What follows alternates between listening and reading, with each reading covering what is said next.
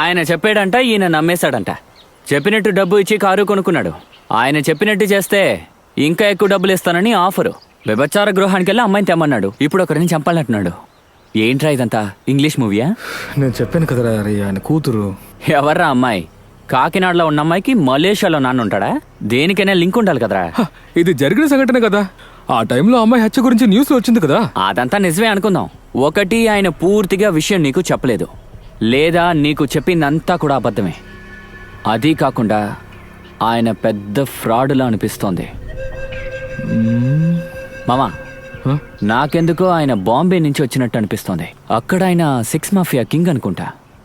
ఇతర రాష్ట్రాల్లో ఉన్న అమ్మాయిల్ని కిడ్నాప్ చేసి అక్కడికి తీసుకెళ్లి వ్యభిచార గృహాలకి అమ్మేస్తున్నాడేమో.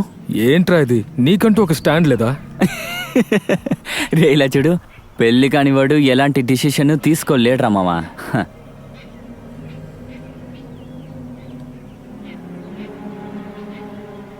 నువ్వు ఇక్కడే ఉండవు. నేను రహస్యంగా వెళ్ళి జరిగేది తెలుసుకుని వస్తాను. ఏయ్, నువ్వు పిచ్చి పనులేం చేయక. హే,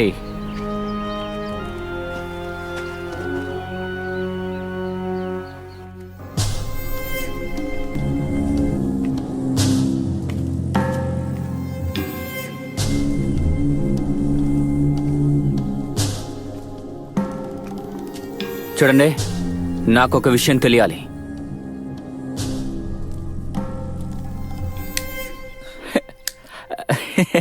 ఏ బ్రాండ్ అది?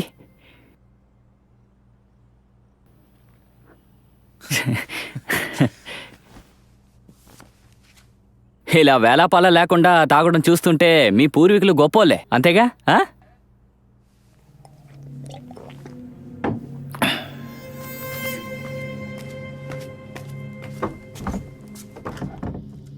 తను వచ్చేస్తే మనం పరుగు పోతుందిగా.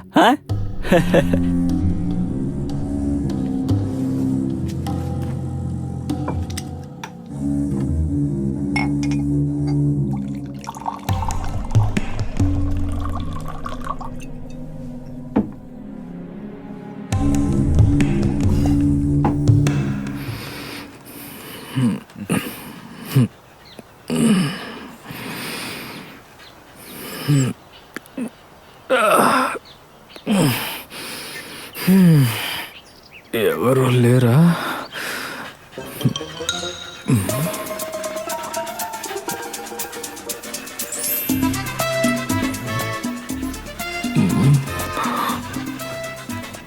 బాబోయ్,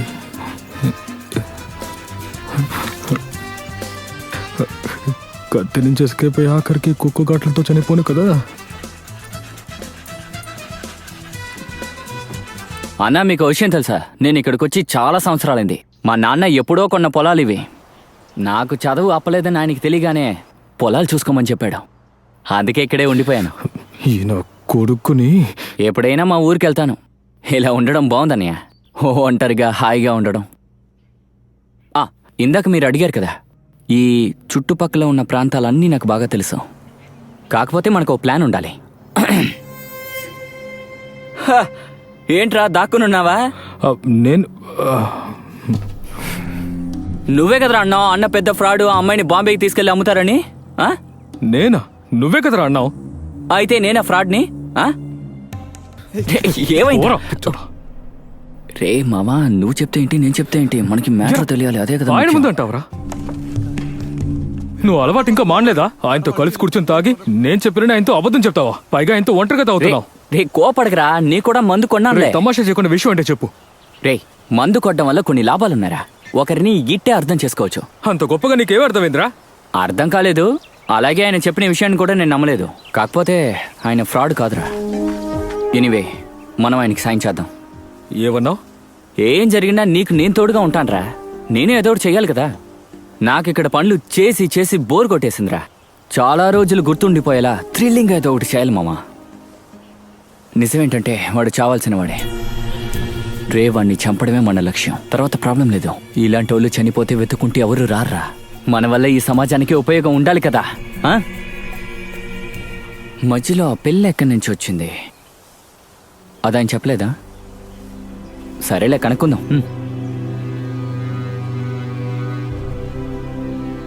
నువ్వేమనుకుంటున్నావురా? అర్ధరాత్రిలో నా ఆశ తీసుకోవడానికి తన దగ్గరికి వెళ్ళానా? ఈ అమ్మాయి గురించి ముందుగా నాకు చెప్పింది నందకుమారే. జస్లీ చావు ఒక పెద్ద సమస్య అయినప్పుడు స్టీఫెన్ గురించిన రిపోర్ట్స్ ఇచ్చింది అతనే. దానికోసం అతను వైజాగ్ ప్రాంతమంతా వెతికాడు. మనం వచ్చే దారిలో ఒక ఇంటికి వెళ్ళాం కదా, అతనే నందకుమార్. సరిగా చెప్పాలంటే స్టీఫెన్ ఒక తెలుగోడు, కడపలో ఉండేవాడు. అక్కడి నుంచి చాలా ఏళ్ల క్రితం వెళ్ళిపోయాడు. ఇప్పుడు వైజాగ్లో ఏదో పెద్దాయన దగ్గర ఉంటున్నాడంట. వాడు ముఖ్యమైన పని అమ్మాయిలతో వ్యాపారం. ఇప్పుడు ఆ పెద్దాయనతో గొడవ పడి విడిపోయి తనే వ్యాపారం చేసుకుంటున్నాడట. ఇప్పుడు వైజాగ్ కేంద్రంగా ఒక పెద్ద సెక్స్ ర్యాకెట్లో వీడే కింగ్గా ఉంటున్నాడు. రహస్యంగా అక్కడ ఎన్నో వ్యభిచార గృహాలు నడుపుతున్నాడు వీడు. నేను ఆ ఊళ్ళో చూశాను. రహస్యమని చెప్తే రహస్యమని కాదు, అంత ఓపెనే. ఎన్నోసార్లు ఎన్నో రకాలుగా తప్పించుకున్నాను. ఇప్పటికీ గుర్తున్నాయి వెంటాడే ఎన్నో అనుభవాలు. ఈ స్టీఫెన్ మీద వేసిన మొదటి కేసు ఏంటంటే, అతను 3వ పెళ్లి చేసుకున్న అమ్మాయి మిస్ అయిందని వాళ్ళు పేరెంట్స్ పెట్టిన కేసు. ఏం చేయగలను? ధనబలం లేని పేదవాళ్ళు ఏం చేయగలరు? ఆ కేసు నిలవలేదు. ఇలాంటిది ఎన్నో కేసులు. ఒక నిమిషం.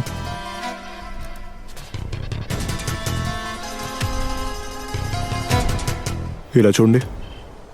వాడికి సంబంధించిన వీడియోస్ ఇందులో ఎన్నో ఉన్నాయి.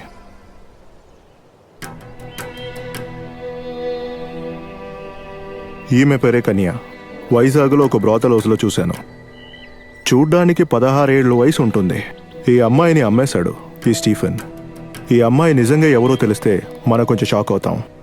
ఈ కసాయి తండ్రికి పుట్టిన కన్న కూతురే. ఈడు పాపానికి బలైన ఒక అమ్మాయి కూతురు. కన్న కూతురుని తాచాడంటే వాడు ఎంత దూరమైనా వెళ్తాడు. నాకు తెలిసి ఈ అమ్మాయి ఒక 4 రోజులుగా అక్కడ ఉంది. అప్పుడే ఆమె కళ్ళల్లో ఒక భయాన్ని చూశాను. ఒకసారి గనక అక్కడ ఇరుక్కుంటే బయటికి రావడం కష్టం. ఒక రకంగా జైల్లో ఉన్నట్టే. నేను చాలా కష్టపడాను. ఏమి లాభం? ఆఖరి కోర్టే అతన్ని వదిలేసింది. ఆ తర్వాత అందరూ ఇతన్ని వదిలేశారు. మీడియా కూడా పట్టించుకోలేదు. ఈ అమ్మాయిని ఎలా కలవాలి?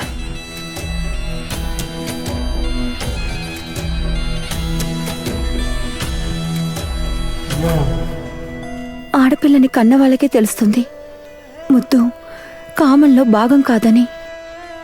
కానీ మా నాన్నే నన్ను, ఆయనకి నేను ఎవరో ఒక అమ్మాయిని, నన్ను వదిలేసి ఉన్నా కూడా సంతోషంగా ఉండేదాన్ని. కానీ వాడు నా జీవితాన్ని నాశనం చేశాడు. నేను ఆయనకి ఎవరో ఒక అమ్మాయిని, కానీ వాడు మాత్రమే నాకు తండ్రి.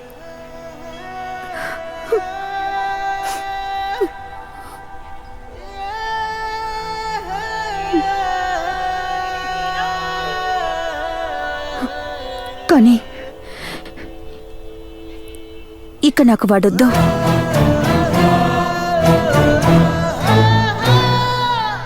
స్టీఫెన్ గురించిన విషయాలు తెలుసుకోవాలనే తన్ని చూడటానికి వెళ్ళాను. కానీ తన్ని అక్కడ చూశాక తన్ని వదిలేసి రావడానికి మనసు ఒప్పుకోలేదు. మీరు చెప్పేది వింటుంటే ఆ స్టీఫెన్ని అంత తేలిగ్గా ట్రాప్ చేయలేవేమో మనం.